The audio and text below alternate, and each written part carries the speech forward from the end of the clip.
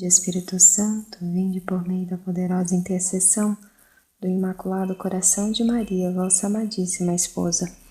Vinde, Espírito Santo, vinde por meio da poderosa intercessão do Imaculado Coração de Maria, vossa amadíssima esposa.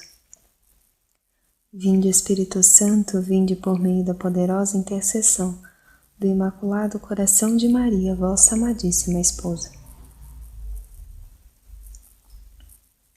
Terceiro dia, somos grandes feridos. É-nos permitido agora dedicar-nos ao conhecimento de nossas misérias. A primeiro, aquelas que derivam em linha direta do pecado original. Esse pecado deixou em nosso ser natural feridas profundas. Quanto mais as conhecermos, mais nos dedicaremos a aplicar-lhes os remédios da ascese cristã. Continuemos a invocar o Espírito Santo e sua esposa Imaculada. Em razão de sua preservação do pecado original, Maria, muito mais profundamente do que nós, é capaz de compreender nossa miséria moral e de toda a sua maternal compaixão só pede para nos socorrer. Salve Rainha, Mãe de Misericórdia, vida, doçura e esperança nossa salve. A vós bradamos os degradados filhos de Eva, a vós suspiramos, gemendo e chorando nesse vale de lágrimas. E, pois, advogada nossa, esses vossos olhos misericordiosos a nós volvei, e depois desse desterro, mostra-nos Jesus, bendito o fruto do teu ventre. Ó clemente, ó piedosa, ó doce sempre Virgem Maria. Roga por nós, Santa Mãe de Deus, para que sejamos dignos das promessas de Cristo. As feridas do pecado original. Adão, no estado de inocência, não possuía somente a graça santificante em sua alma. Ele gozava ainda, por uma abundância de graça, privilégios magníficos que aperfeiçoavam sua natureza e o tornavam mais apto a viver com segurança e alegria seu papel de cabeça do gênero humano. Esses privilégios, dons absolutamente gratuitos, eram a ciência infusa que o aproximava dos anjos, o domínio sobre as paixões, isto é, a isenção da concupiscência ou da inclinação ao mal, a impassibilidade, isto é, a exclusão da enfermidade e de todo sofrimento, a imortalidade, isto é, a isenção da morte corporal. Tendo transcorrido o tempo da prova, Adão devia passar sem dificuldade do paraíso terrestre ao paraíso celeste. Mas por sua desobediência grave, ele perdeu de uma só vez a graça santificante e todos os privilégios que Deus lhe havia concedido. O sacramento do batismo nos devolve a graça santificante, com o direito à felicidade do céu, mas não nos restitui os dons preternaturais que a acompanhavam. Permanecemos assim num estado de decadência, de desgraça, de empobrecimento, sofrendo em nossa natureza o que denominamos as feridas do pecado original: a ignorância, a concupiscência, o sofrimento e a morte. Em nossa inteligência, a ignorância substituiu a ciência infusa. O primeiro homem recebera de Deus a revelação das verdades sobrenaturais que seu estado de justiça comportava, assim como um conjunto de conhecimentos sobre as coisas necessárias à vida, em razão de sua condição de cabeça e educador do gênero humano. Como essa ciência foi perdida, devemos remediar esse mal por meio da ciência adquirida. Quando chegamos ao mundo, ignoramos tudo. Nossa inteligência se encontra tão nua quanto uma placa de mármore bem lisa, onde não há nada gravado, ou quanto a um papel branco, sobre o qual nada está pintado ou escrito. Tudo deverá começar a chegar a nós pelos sentidos, e durante nossa vida inteira será preciso aprender. Um duro e contínuo trabalho se impõe, pois a ignorância, sobretudo a das verdades importantes para a direção de nossa vida moral e de nossa vida espiritual, não é facilmente vencida. É um fato que a maioria dos batizados se mostra resistente a cultivar e desenvolver em si os ensinamentos do catecismo.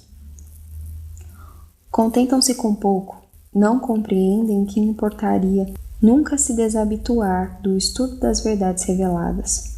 Por isso, quantas deficiências, quantas lacunas, quantos erros nos espíritos em matéria religiosa.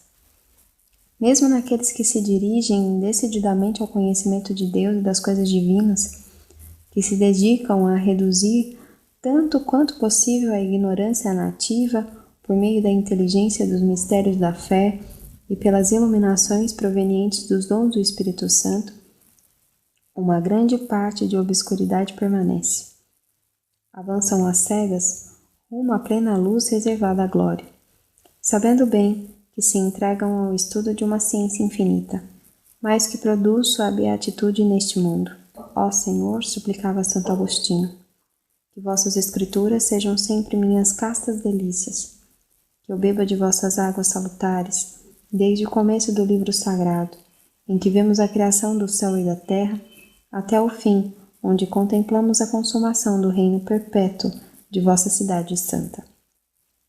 Santo Agostinho era, no entanto, um grande gênio.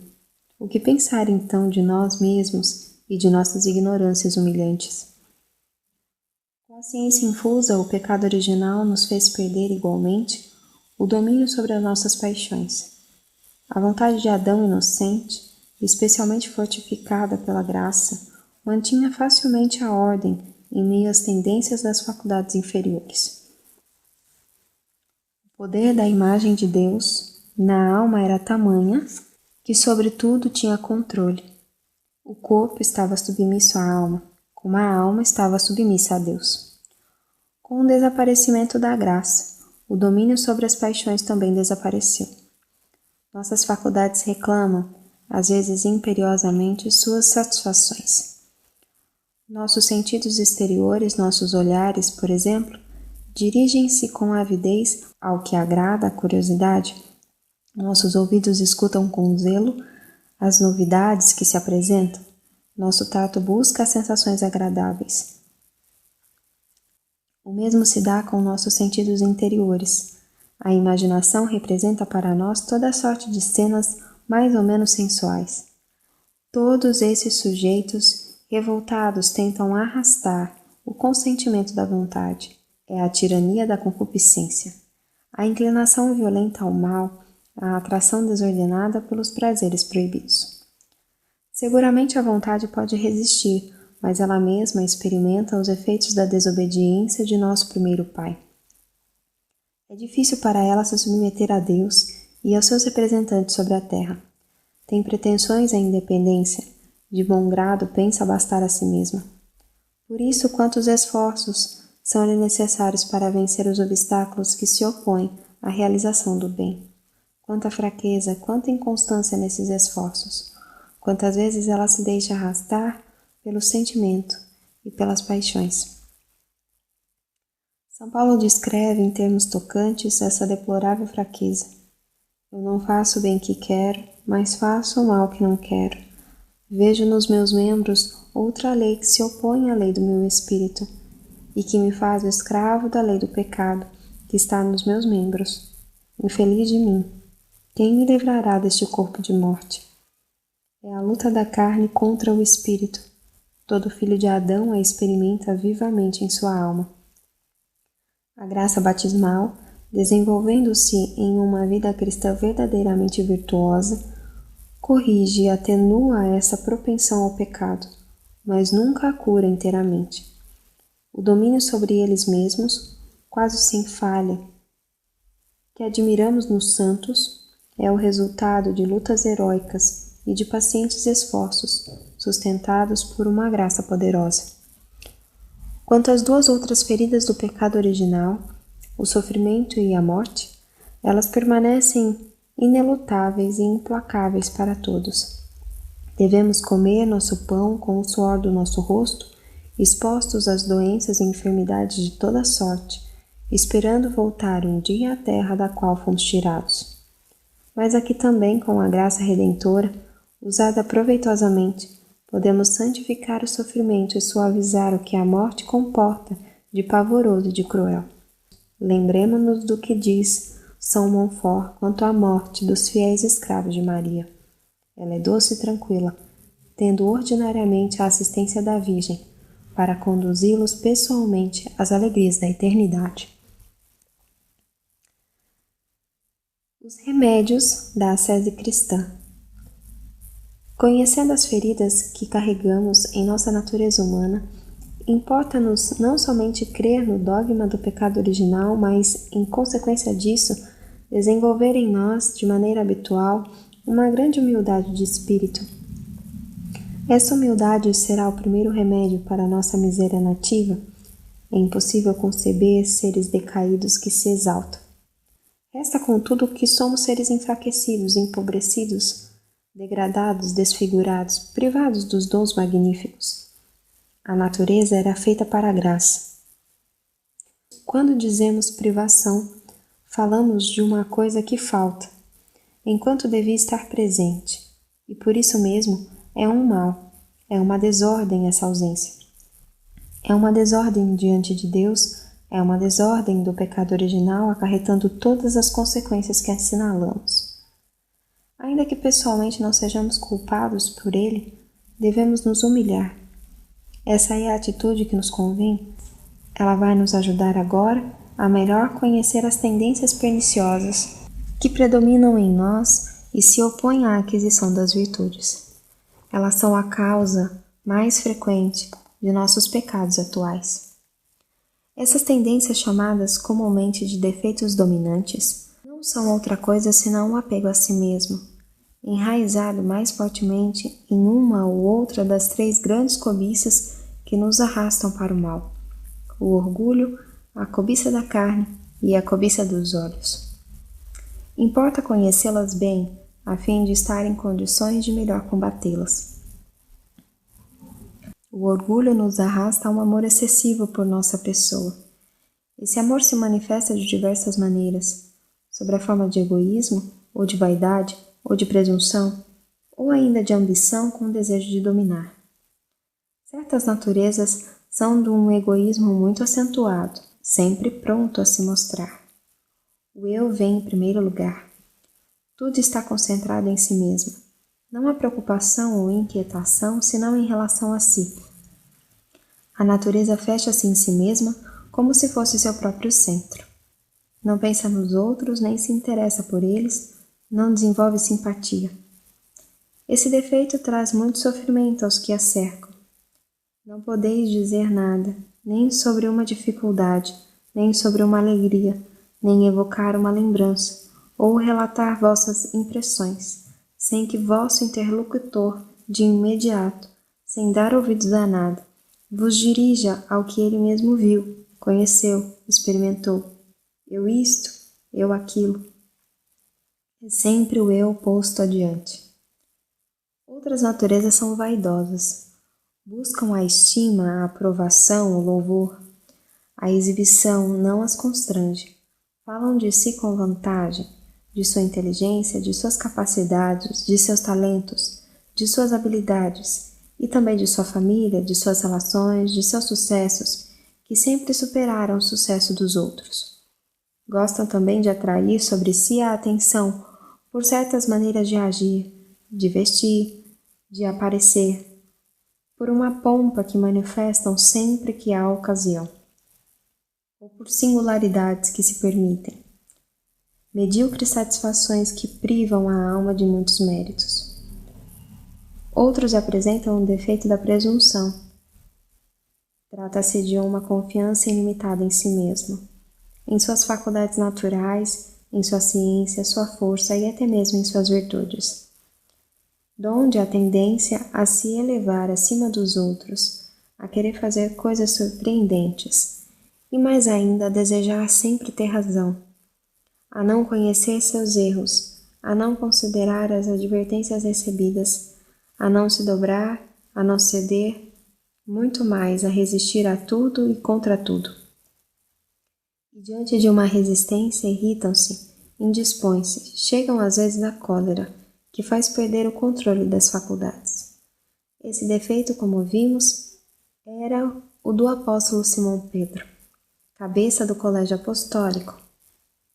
Por não tê-lo reconhecido, expôs-se à tentação sem precauções nem garantias, e caiu em um triplo pecado grave.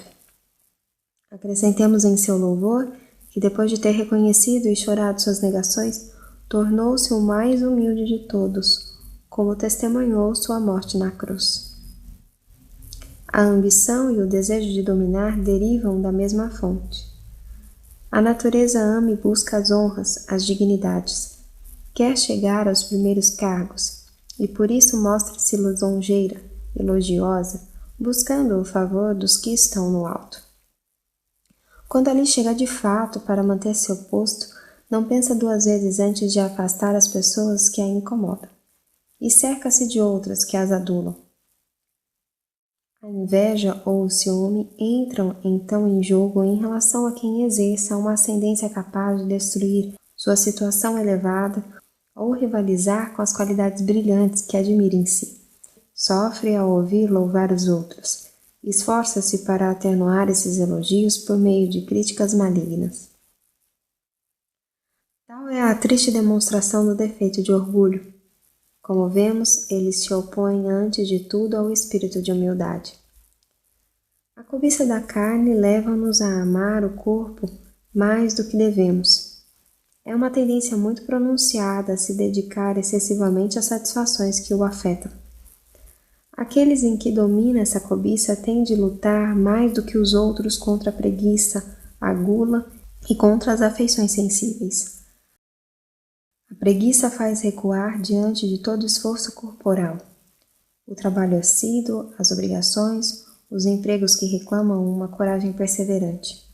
Por outro lado, ela se compraz no que favorece o descanso do corpo, seu bem-estar, como o sono prolongado, os banhos frequentes, o uso dos perfumes, as vestimentas delicadas, os passeios agradáveis, as visitas sem razão. Essa preguiça, se não é combatida, expõe a muitas tentações. A gula revela um abuso do prazer legítimo que Deus quis relacionar ao comer e ao beber. Seja consumindo alimento ou bebida sem necessidade, fora das refeições, pelo prazer de se satisfazer. Seja buscando nas refeições o que há de melhor, os pratos mais bem preparados, como fazem os gastrônomos. Seja consumindo uma qualidade exagerada de alimentos com o risco de comprometer a saúde. Seja ainda comendo com avidez, um pouco como os animais que se precipitam sobre o que lhes dão. Quantas faltas cometemos assim contra a mortificação. As afeições ou amizades sensíveis, buscadas por si mesmas, sem outra razão senão a satisfação do coração, são sempre perigosas, pois o limite é rapidamente ultrapassado e passa do sensível ao sensual e do sensual ao carnal. Não vigiamos nossa imaginação, nossa sensibilidade, nossos olhares e, sobretudo, o sentido do toque. Esse é o defeito dominante de certas naturezas que podem ser muito ricas, mas que são, ao mesmo tempo, muito fracas. É preciso saber colocar a ordem nisso desde o começo, senão correremos ao encontro de quedas lamentáveis. Essas espécies de afeições são permitidas somente entre os que têm a liberdade e a intenção de se unirem em matrimônio.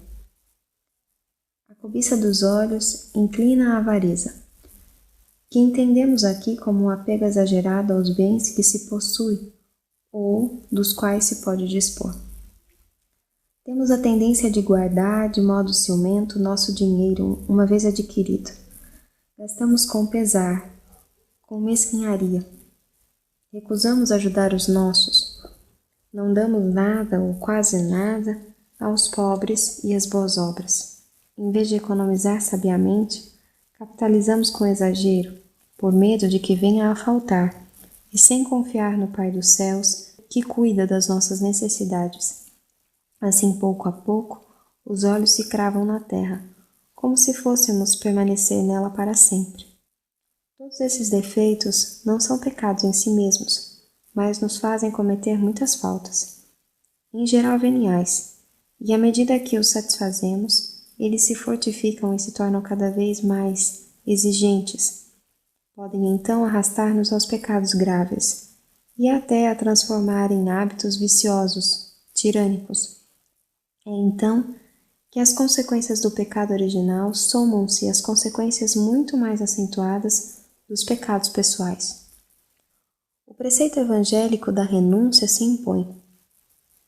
Importa-nos, diz Montfort, renunciar às operações das faculdades de nossa alma.